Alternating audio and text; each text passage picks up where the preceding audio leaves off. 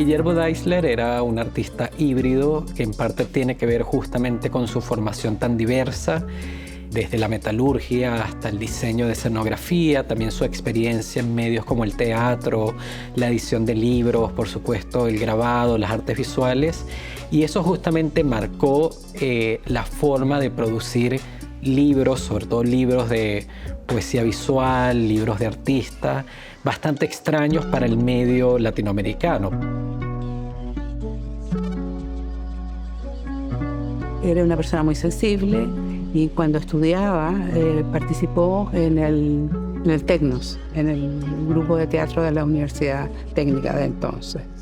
Estudió en la Escuela de Artes Aplicadas de la Universidad de Chile, la generación de Víctor Jara, de Sieveking. Bueno, y nos casamos, él estaba en la Teatro del Pueblo. Girl es el primer libro de autoría de Deisler, aunque Deisler ya llevaba más de 7 años publicando libros en ediciones Mimbre, nunca había publicado un libro propio firmado por él. Y es como que aquí pone a prueba todas las técnicas de impresión, encuadernación, grabado. Es una denuncia a la guerra de Vietnam, donde habla del papel de los medios, de cómo los medios no son objetivos, sino que el propio medio transmite o es en sí un mensaje. Habla, por ejemplo, de la televisión, que va a ser uno de los grandes problemas que va a trabajar Deisler. Deisler va a entender o va a aprender cómo funciona el medio televisivo y va a tratar de llevar esa experiencia a este libro de artista, a este libro justamente poético. Lo hizo Guillermo como un inicio a la poesía visual. Es una poesía en que tiene imágenes y que no tiene textos. Es una poesía de imágenes. Ahí. El papel plisado.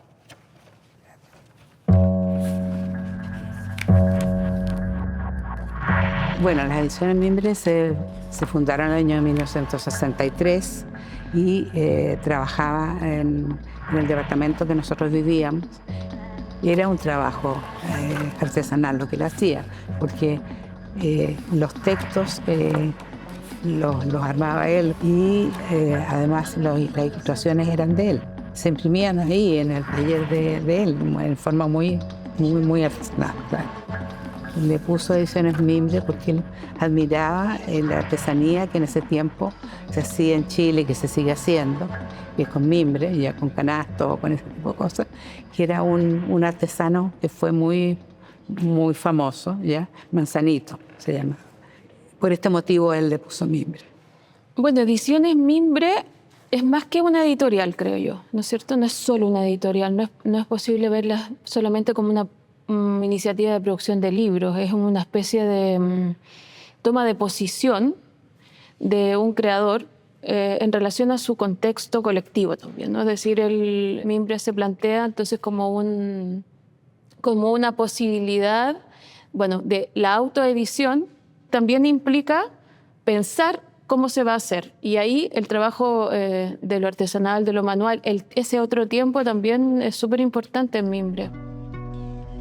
Este pequeño objeto emula como producto de venta de una librería o de una paquetería, ¿no es cierto? Por detrás trae una serie de instrucciones, como era en la época también, ¿no es cierto?, para los juegos infantiles o instrucciones de aparatos, ¿no es cierto?, tecnológicos. Y dice, tome el juego y realice el movimiento como se indica en la figura. El mareo, el vacío, el asco, la náusea que experimentará le harán sentirse vivo y seguro dentro de su mundo. Yo me imagino que se preguntaba, ¿cómo hacer una crítica social, política, con un objeto de poesía visiva o de poesía visual, ¿no es cierto? Pero que además sea irónico, ¿no? Y sobre todo yo me imagino que detrás de eso había risas, po. Risa, eso yo quería destacar mucho, el humor y la ironía, porque en general no formaba parte, ¿no es cierto?, de todas las producciones políticas, artísticas de la época. Sí. Hoy día, con el tiempo, vamos rescatando algunos artistas, cineastas, ¿no es cierto?, escritores, que sí hicieron del humor una hebra muy relevante para no perder la creatividad y al mismo tiempo empujar ciertos límites, renovar, ¿no es cierto?, la herencia.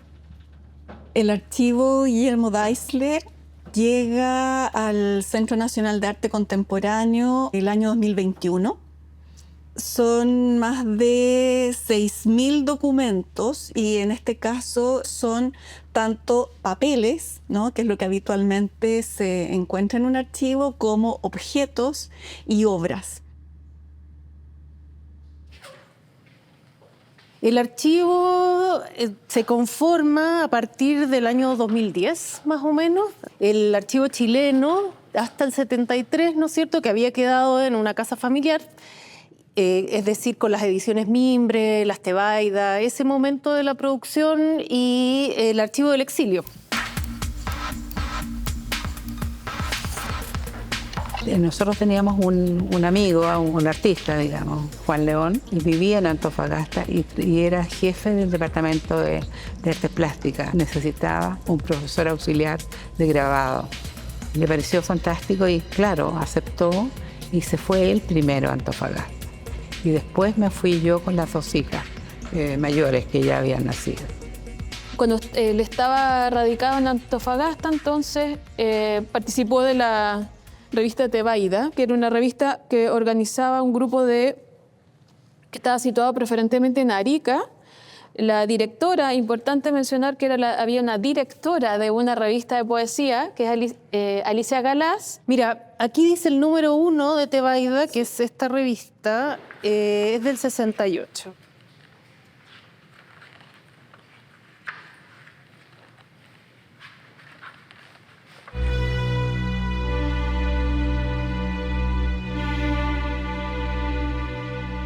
En septiembre del 73 vinieron a detener a Guillermo a nuestra casa donde vivíamos.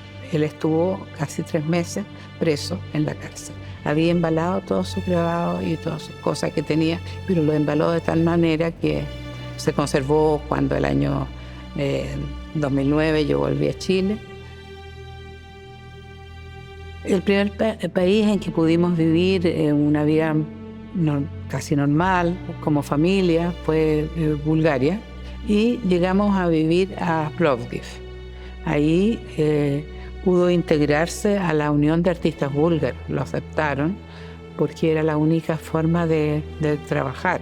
Así que Guillermo estuvo alrededor de 12 años en Bulgaria trabajando de esa forma. Del tiempo que vivimos en Bulgaria, nuestro dormitorio era su taller. Era un taller que tenía todos sus papeles y sus tintas y todo su material con que él trabajaba. Heißt die Ideologie. Knick und ab. Miembro del Partido Comunista, era un artista de izquierda, hasta el final se reconocía como poeta y como artista de izquierda, y justamente este compromiso político se ve reflejado en su obra, pero no de una manera ni panfletaria. Su carácter de izquierda, su carácter contestatario, uno la puede vincular justamente a la idea de la participación. Como artista y poeta de izquierda, pensar la participación como un problema no solo político, sino como un problema también literario y artístico.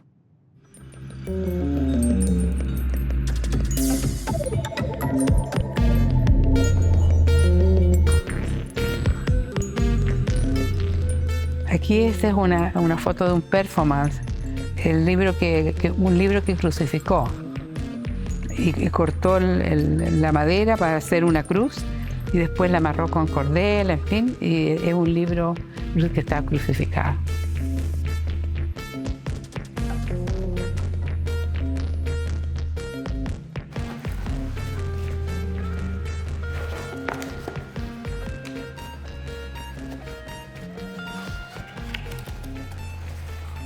El caso de Univers es un caso interesante. Es un segundo proyecto editorial después de Mimbre, ya cuando Deisler llega a la RDA a vivir a Halle. Son carpetas colaborativas de poesía experimental, es decir, hay objetos, imágenes, textos. Se publicó entre el año 87 y el 95. En total se hicieron 35 números. ya, si bien tenía como un mecanismo de producción bien sistemático, la carpeta solo se publicaba cuando llegaban la cantidad de contribuciones para que ésta pudiera salir, digamos, a la luz. Un proyecto de arte correo. Las personas que participaban en este proyecto, que eran artistas que vivían en distintos países, en todo el planeta, en todos los países que se pueden imaginar. Él armaba la cajita, la decoraba, le hacía estos collages que le puso. Entonces, mucho juego con la materialidad del papel también. Recortes, collages, apropiaciones, impresiones. Aquí hay algo más objetual. Mensaje inconcluso por falta de espacio. Este es Verchenko. Y la fragilidad, ¿no? También es como un tipo de obra que no está hecha para durar. Es un tipo de obra más bien precaria. Tiene siempre la posibilidad de perderse en el camino, en el correo, de no durar, de ser más bien efímera, ¿no? Y de trabajar con los materiales disponibles. La potencia de su trabajo no es solamente individual. Hay mucho, digamos, de su que nutre su imaginario también, que nutre sus ideales que tienen que ver con hacerlo con otros, ¿sí? Eso es en la red de arte correo también. Guillermo financiaba esto con el abono que tenía, porque eran 100 ejemplares los que se hacían y eran 40 39 los que se mandaban por correo a cada artista. Ese universo está en todas las bibliotecas importantes del mundo. Está en el Centre Pompidou, está en la Royal Bibliotheque en Londres, está en el MoMA. El MoMA tiene exposiciones de años del universo.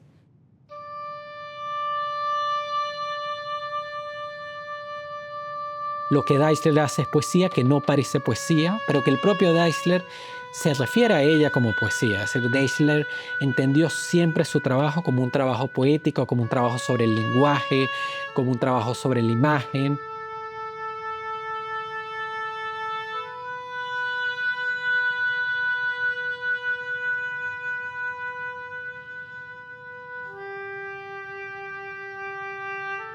En Alemania tuvo taller también en la casa. Era uno de los dormitorios, el dormitorio más grande.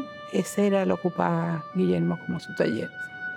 Y tenía hojitas que se encontraba, frases, recortes, en fin. Vivía en Halle, ¿no es cierto?, esta ciudad de la antigua RDA, y en esa ciudad, como en otras ciudades del este alemán, empiezan a descartar y a desechar, ¿no es cierto?, muchos libros que venían de la cultura del régimen, ¿no es cierto?, de la antigua RDA.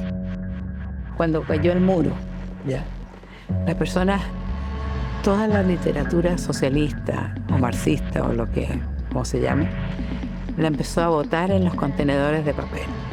Y habían cerros de libros en el suelo, en libros de cuero, empastados, muy buenas ediciones. Empezó a recoger estos libros y hizo 50 libros objetos distintos, en que los perforó, los clavó, los amarró con alambre, los juntó, los dobló, los arrugó, en fin, hizo todo lo que quiso hacer. También tenemos, por ejemplo, Found Poetry.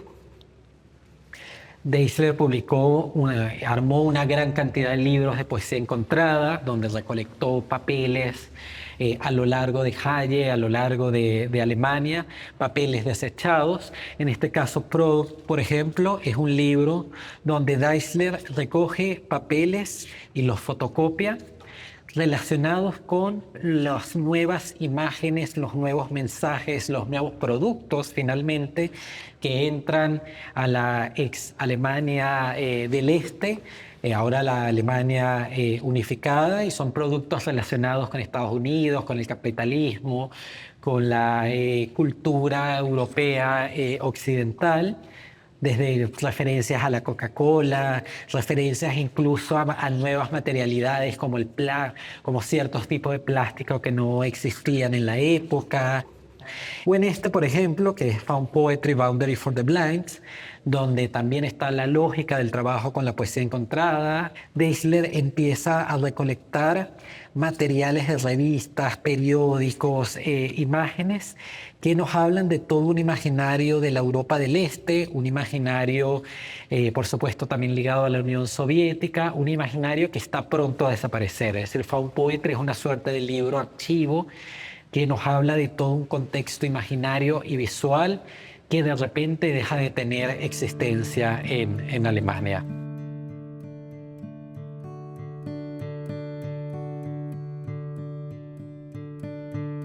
Él pudo dedicarse a hacer sus libros, objetos, en todos los años que estuvo, que no fueron muchos. Y él murió en el 95, entonces, ¿cuántos años fueron? No fueron muchos. Para él era importante que quedara guardado lo que él hacía, para que quedara, para formar un archivo. Él está pensando que está guardando su historia y la de sus colegas para que no sea olvidada, para que alguien en algún momento las vaya a poner, digamos, en algún lugar de la memoria. Yo siempre destaco que si uno hace una revisión entre los 60 y los 80 de revistas de poesía a lo largo del mundo, uno siempre va a encontrar una obra de Guillermo Deichler. Es decir, Deichler fue posiblemente en la segunda mitad del siglo XX uno de los poetas latinoamericanos con mayor cantidad de publicaciones a lo largo del mundo.